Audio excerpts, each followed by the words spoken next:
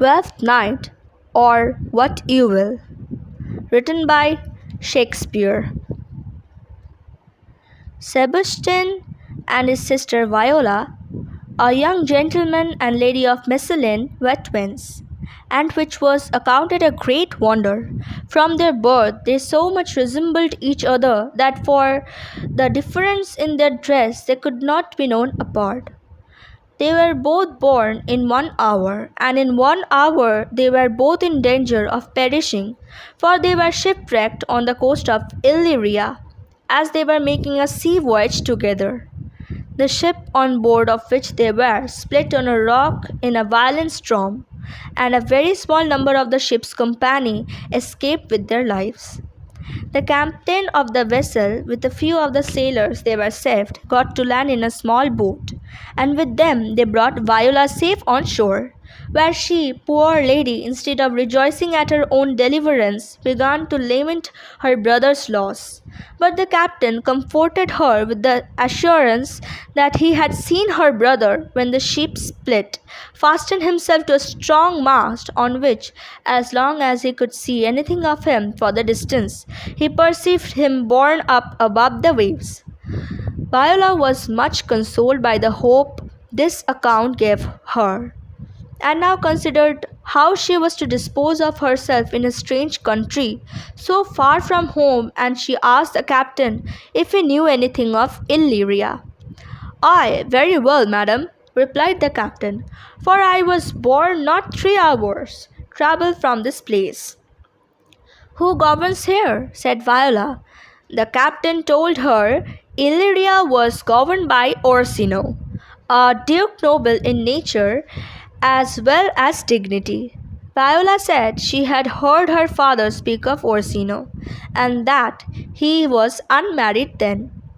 "And he is so now," said the captain, "or was so very lately, for but a month ago I went from here, and then it was the general talk, as you know what great ones do. The people will prattle of, that Orsino sought the love of fair Olivia, a virtuous maid, the daughter of a count who died 12 months ago, leaving Olivia to the protection of her brother, who shortly after died also.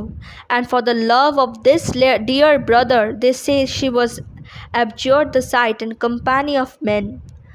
Viola, who was herself in such a sad affliction for her brother's loss, wished she could live with this lady, who so tenderly mourned her brother's death. She asked the captain if he could introduce her to Olivia, saying she would willingly serve this lady.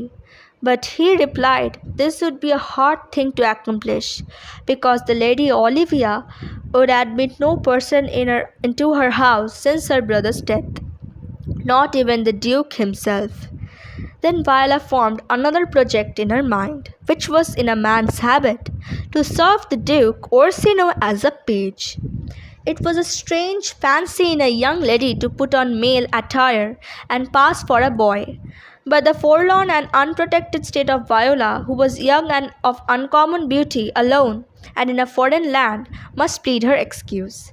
She, having observed a fair behavior in the captain, and that he showed a friendly concern of her welfare, entrusted him with her design, and he readily engaged to assist her. Viola gave him money and directed him to furnish her with suitable apparel, ordering her clothes to be made of the same color and in the same fashion her brother Sebastian used to wear. And when she was dressed in her manly garb, she looked so exactly like her brother that some strange errors happened to by means of their being mistaken for each other. For as will afterwards appear, Sebastian was also saved.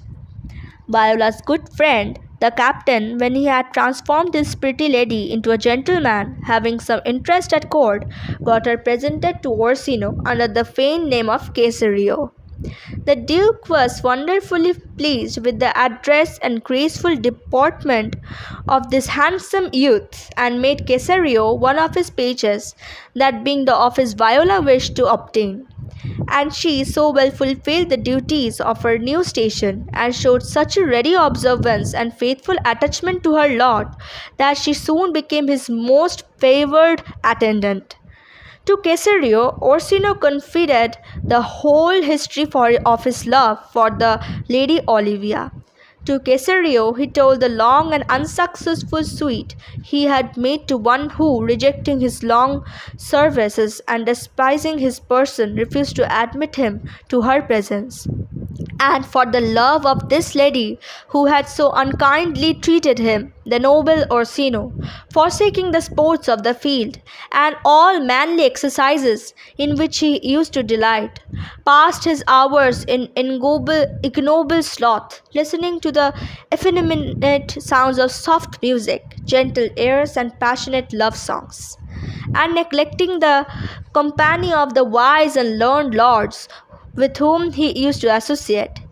He was now all day long conversing with young Cesario. Unmeet companion, no doubt, his grave courtiers thought Cesario was for their once noble master, the great Duke Orsino. It is a dangerous matter for young maidens to be the confidants of handsome young dukes, which Viola too soon found to her sorrow. For all that Orsino told her he endured for Olivia, she presently perceived she suffered for the love of him.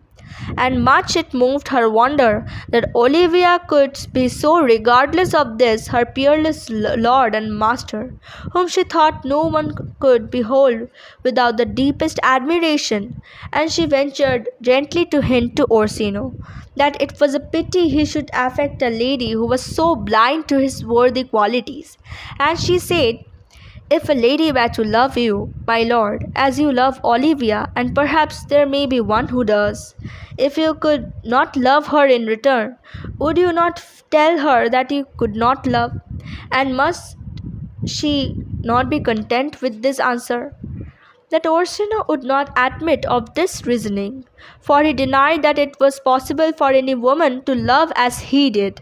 He said no woman's heart was big enough to hold so much love, and therefore it was unfair to compare the love of any lady for him to his love for Olivia. Now, though Viola had the utmost deference for the Duke's opinion, she could not help thinking this was not quite true, for she thought her heart had full as much love in it as Orsino's had. And she said, ah, but I know, my lord. What do you know, Cesario? Said Orsino. Too well I know, replied Viola, what love woman may owe to men. They are as true of heart as we are. My father had a daughter loved a man, as I perhaps, were I a woman, should love your lordship. And what is her history? Said Orsino. A blank, my lord, replied Viola. She never told her love, but let concealment, like a worm in the bud, feed on a damask cheek. She painted in thought, and with a green and yellow melancholy. She sat like Patience on a monument, smiling at grief. The Duke inquired of this lady died of her love. But to this question Viola returned an evasive answer, as probably she had feigned the story to speak words expressive of the secret love and silent grief she suffered for Orsino. While they were talking, a gentleman entered whom the Duke had sent to Olivia, and he said, so please you, my lord, I might not be admitted to the lady, but by her handmaid she returned you this answer. Until 7 years hence the element itself shall not behold her face, but like a cloistress she will walk veiled, watering her chamber with her tears, for she sad remembrance of her dead brother. On hearing this, the Duke exclaimed, oh, she that has a heart of this fine frame to pay this depth of love to a dead brother? How will she love when the rich golden shaft has touched her heart? And then she said to Viola, you know, Cesario, I have told you all the secrets of my heart. Therefore, good youth, go to Olivia's house. Be not denied access. Stand at her doors and tell her there your fixed foot shall grow till you have audience.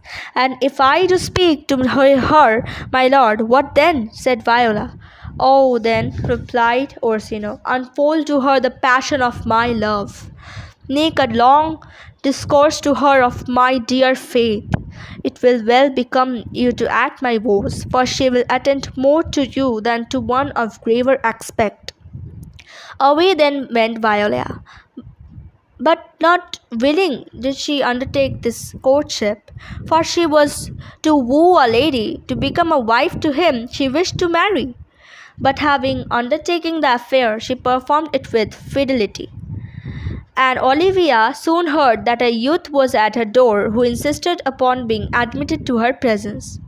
I told him, said the servant, that you were sick. He said he knew you were, and therefore he came to speak with you. I told him that you were asleep. He seemed to have a foreknowledge of that too, and said that therefore he must speak with you. What is to be said to him, lady? For he seems fortified against all denial, and will speak with you whether you will or no. Olivia, curious to see who this peremptory messenger might be, desired he might be admitted, and throwing her veil over her face, she said she would once more hear Orsino's embassy, not doubting but that he came from the Duke. By this importunity, Viola entering, put on the most manly air she could assume, and affecting the fine courtier language of great men's pages, she said to the veiled lady, most radiant, exquisite, and matchless beauty, I pray you tell me if you are the lady of that house, for I should be sorry to cast away my speech upon another. For besides that it is excellently well painted, I have taken great pains to learn it. Whence come you, sir? Said Olivia. I can say little more than I have studied, replied Viola, and that question is not of my part. Are you a comedian? Said Olivia. No, replied Viola, and yet I am not that which I play, meaning that she, being a woman, feigned herself to be a man. And again she asked Olivia if she were the lady of the house. Olivia said she was, and then Viola, having more curiosity to see her rival's features than has to deliver her master's message, said, Good, madam, let me see your face. With this bold request, Olivia was not averse to comply, for this haughty beauty, whom the Duke Orsino had loved so long in vain, at first sight conceived a passion for the supposed page, the humble Cesario. When Viola asked to see her face, Olivia said, Have you any commission from your lord and master to negotiate with my face? And then, forgetting her determination to go veiled for 7 long years, she drew aside her veil, saying, But I will draw the curtain and show the picture. Is it not well done? Viola replied, It is beauty truly mixed. The red and white upon your cheeks is by nature's own cunning hand laid on. You are the most cruel lady living, if you will. Lead these graces to the grave, and leave the world no copy. Oh, sirs, replied Olivia, I will not be so cruel. The world may have an inventory of my beauty. As item, 2 lips, indifferent red. Item, 2 grey eyes with leads to them, 1 neck, 1 chin, and so forth. Were you sent here to praise me? Viola replied, I see what you are. You are too proud, but you are fair. My lord and master loves you. Oh, such love Oh, such a love could but be recompensed, though you were crowned the Queen of Beauty, for Orsino loves you with adoration and with tears, with groans that thunder love, and sighs of fire. Your lord, said Olivia, knows well my mind. I cannot love him, yet I doubt not he is virtuous. I know him to be noble and of high estate, of fresh and spotless youth. All voices proclaim him learned, courteous, and valiant, yet I cannot love him. He might have taken his answer long ago. If I did love you as my master does, said Viola, I would make me a willow cabin at your gates and call upon your name. I would write complaining sonnets of Olivia and sing them in the dead of the night. Your name should sound among the hills, and I would make echo the babbling gossip of the air, cry out Olivia. Oh, you should not rest between the elements of earth and air, but you should pity me. You might do much, said Olivia. What is your parentage? Viola replied, above my fortunes yet my estate as well. I am a gentleman. Olivia now reluctantly dismissed Viola, saying, go to your master and tell him I cannot love him.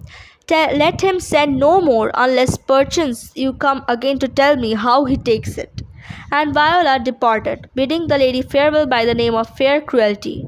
When she was gone, Olivia repeated the words, above my fortunes, yet my state is well. I am a gentleman. And she said aloud, I will be sworn he is. His tongue, his face, his limbs, action, and spirit plainly show he is a gentleman.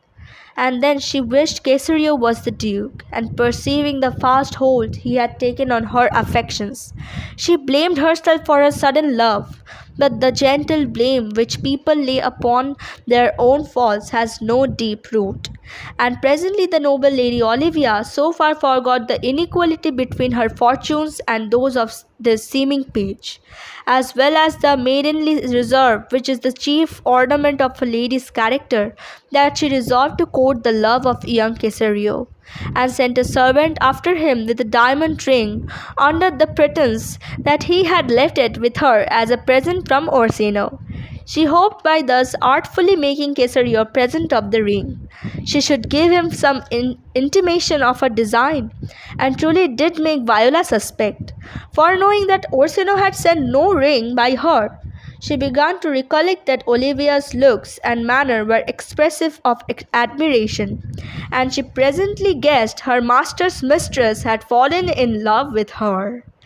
Alas, said she, the poor lady might as well love a dream. Disguise I see is wicked, for it has caused Olivia to breathe as fruitless sighs for me as I do for Orsino. Viola returned to Orsino's palace and related to her lord the ill success of the negotiation, repeating the command of Olivia that the Duke should trouble her no more.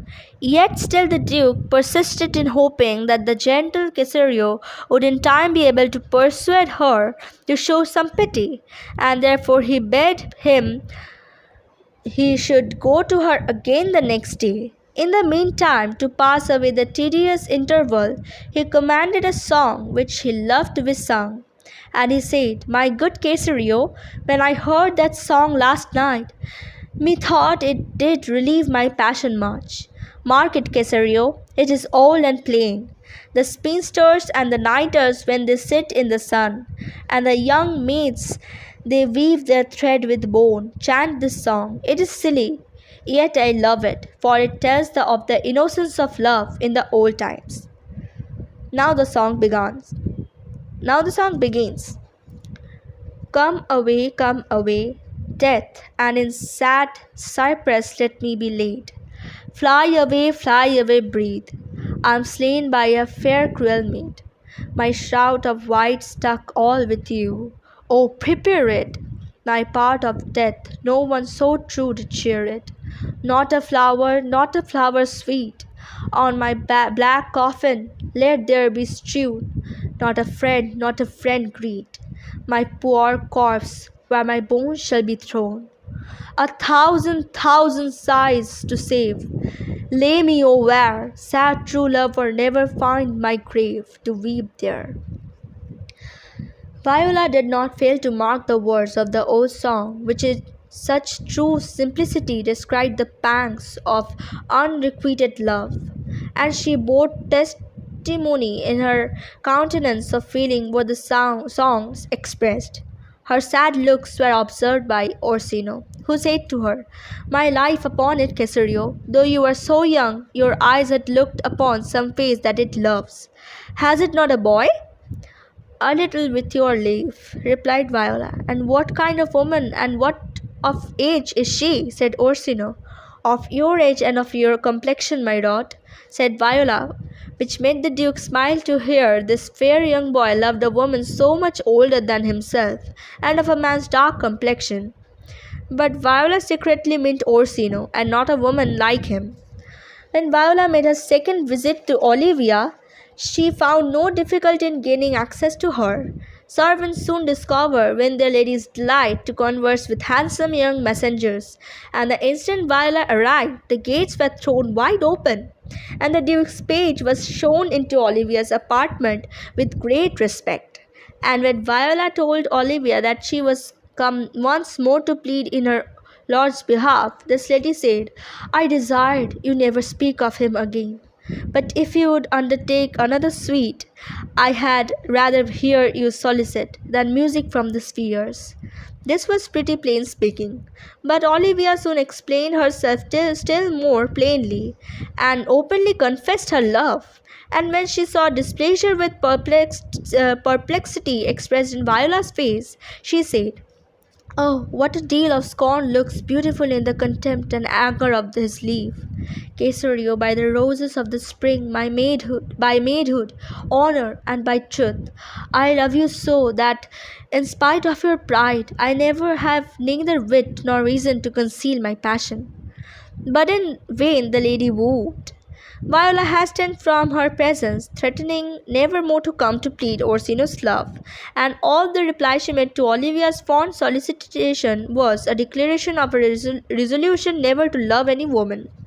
No sooner had Viola left the lady than a claim was made upon her valour. A gentleman, a rejected suitor of Olivia, who had learned how that lady had favoured the Duke's messenger, challenged him to fight a duel. What should poor Viola do, who, though she carried a manlike outside, had a true woman's heart, and feared to look on her own sword? Then she saw her formidable rival advancing towards her with his sword drawn. She began to think on confessing that she was a woman. But she was relieved at once from her terror and the shame of such discovery by a stranger that was passing by, who made up to them, and as if he had been long known to her and were her dearest friend, said to her opponent, If this young gentleman has done offence, I'll take the fault on me, and if you offend me, I'll for this sake defy you. Before Viola had time to thank him for his protection or to inquire the reason of his kind interference, her new friend met with an enemy where his bravery was of no use to him. For the officers of the justice coming up in that instant apprehended the stranger in the Duke's name, to answer for an offence he had committed some years before, and he said to Viola, This comes with seeking you, and then he said her for a purse, saying, Now my necessity makes me ask for my purse. And it grieves me much more for what I cannot do for you, than for what befalls myself. You stand amazed, but be of comfort. His words did indeed amaze Viola, and she protested she knew him not, nor had ever received a purse from him. But for the kindness he had just shown her, she offered him a small sum of money, being nearly the whole she possessed. And now the stranger spoke severe things, charging her with ingratitude and unkindness. He said, This youth whom you see here, I snatched from the jaws of death, and for his sake alone I came to Illyria, and have fallen into this danger. The officers cared little for hearkening to the complaints of their prisoner, and they hurried him off, saying, What is that to us? And as he was carried away, he called Viola by the name of Sebastian, reproaching the supposed Sebastian for disowning his friend as long as he was within hearing.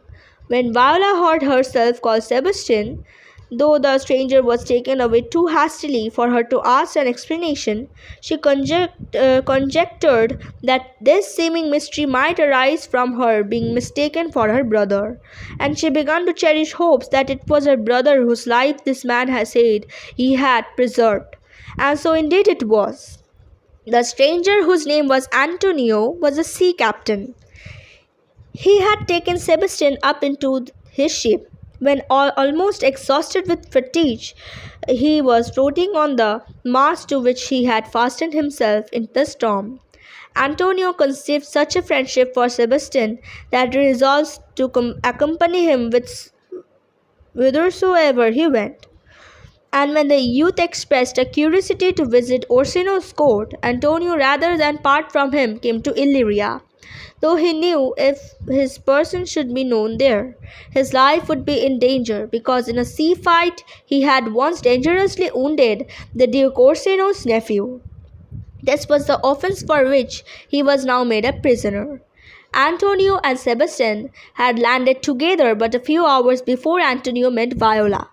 He had given his purse to Sebastian, desiring him to use it freely if he saw anything he wished to purchase, telling him he would wait at the inn, while Sebastian went to view the town. But Sebastian not returning at the time appointed, Antonio had ventured out to look for him, and Viola being dressed the same and in face so exactly resembling her brother, Antonio drew his sword as he thought, in defense of the youth he had saved, and when Sebastian as he supposed disowned him and denied him his own purse, no wonder he accused him of ingratitude. Viola, when Antonio was gone, fearing a second invitation of fight, slunk home as fast as she could. She had not been long gone when her adversary thought he saw her return.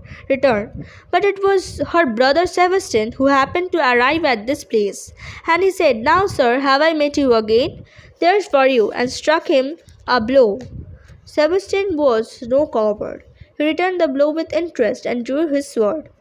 A lady now put a stop to this duel, for Olivia came out of the house, and she too, mistaking Sebastian for Cesario, invited him to come into her house, expressing much sorrow at the rude attack he had met with.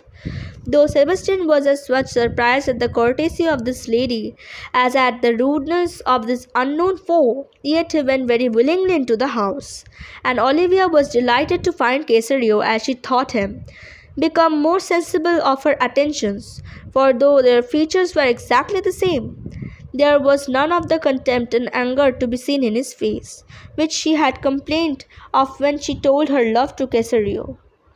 Sebastian did not at all object to the fondness the lady lavished on him. He seemed to take it in very good part, yet he wondered how it had come to pass, and he was rather inclined to think Olivia was not in her right senses.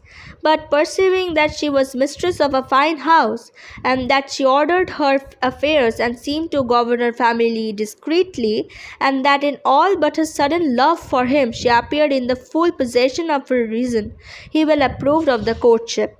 And Olivia, finding Cesario in this good humour, and fearing he might change his mind, proposed that, as she had a priest in the house, they should be instantly married.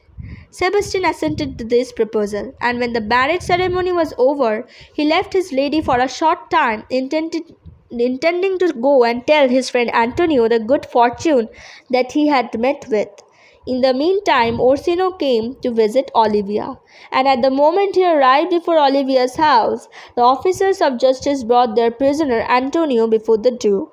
Viola was with Orsino, her master, and when Antonio saw Viola, whom he still imagined to be Sebastian, he told the Duke in what manner he had rescued his youth from the perils of the sea, and after fully relating all the kindness he had really shown to Sebastian, he ended in his complaint with saying that for 3 months, both day and night, this ungrateful youth had been with him. And now the Lady Olivia coming forth from her house, the Duke could no longer attend to Antonio's story. And he said, "Here comes the Countess, now heaven walks on earth, but for thee, fellow, thy words are madness. 3 months has this youth attendant on me." And then he ordered Antonio to be taken aside. But Orsino's heavenly countess soon gave the Duke cause to accuse Cesario as much of ingratitude as Antonio had done. For all the words he could hear Olivia speak were words of kindness to Cesario. And when he found his page had obtained this high place in Olivia's favour, he threatened him with all the terrors of a just revenge. And as he was going to depart, he called Viola to follow him, saying, "Come, boy, with me. My thoughts are ripe for mischief." Though it seemed in high jealous rage he was going to doom Viola to instant death, yet her love made her no longer coward, and she said she would most joyfully suffer death to give her master case. That Olivia would not so lose her husband, and she cried, "Where goes my Cesario?" Viola replied, "After him I love more than my life."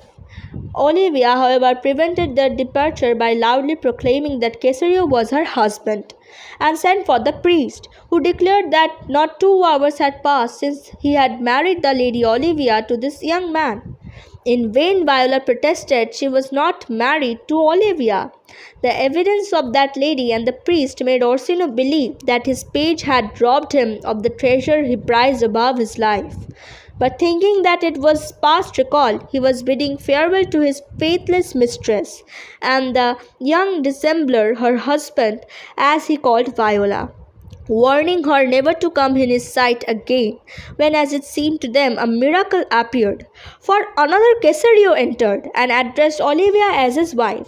This new Cesario was Sebastian, the real husband of Olivia, and when their wonder had a little ceased at seeing two persons with the same face, the same voice, and the same habit, the brother and sister began to question each other. For Viola could scarce be persuaded that her brother was living, and Sebastian knew not how to account for the sister he supposed drowned being found in the habit of a young man. But Viola presently acknowledged that she was indeed Viola and his sister under that disguise. When all the errors were cleared up, which the extreme likeness between the two twin brother and sister had occasioned, they laughed at the Lady Olivia for the pleasant mistake she had made in falling in love with a woman, and Olivia showed no dislike to her exchange when she found that she had wedded the brother instead of the sister. The hopes of Orsino were forever at an end by this marriage of Olivia, and with his hopes all his fruitless love seemed to vanish away, and all his thoughts were fixed on the event of his favourite young Cesario being changed into a fair lady. He viewed Viola with great attention, and he remembered how very handsome he had always thought Cesario was, and he concluded she would look very beautiful in a woman's attire. And then he remembered how often she said she loved him, which at the time seemed only the dutiful expressions of a faithful page. But now he guessed that something more was meant, for many of her pretty sayings, which were like riddles to him, came now into his mind. And he no sooner remembered all these things than he resolved to make Viola his wife. And he said to her he still could not help calling her Cesario and boy. Boy, you have said to me 1,000 times that you should never love a woman like to me, and for the faithful service you have done for me so much beneath your soft and tender breeding, and since you have called me a master so long, you shall now be your master's mistress, and Orsino's true duchess. Olivia, perceiving Orsino was making over that hurt which she had so ungraciously rejected to Viola, invited them to enter her house, and offered the instance of the good priest who had married her to the Sebastian in the morning to perform the same ceremony in the remaining part of the day for Orsino and Viola. Thus the twin brother and sister were both wedded on the same day, the storm and shipwreck which had separated them being the means of bringing to pass their high and mighty fortunes. Viola was the wife of Orsino, the Duke of Illyria, and Sebastian the husband of the rich and noble Countess, the Lady Olivia.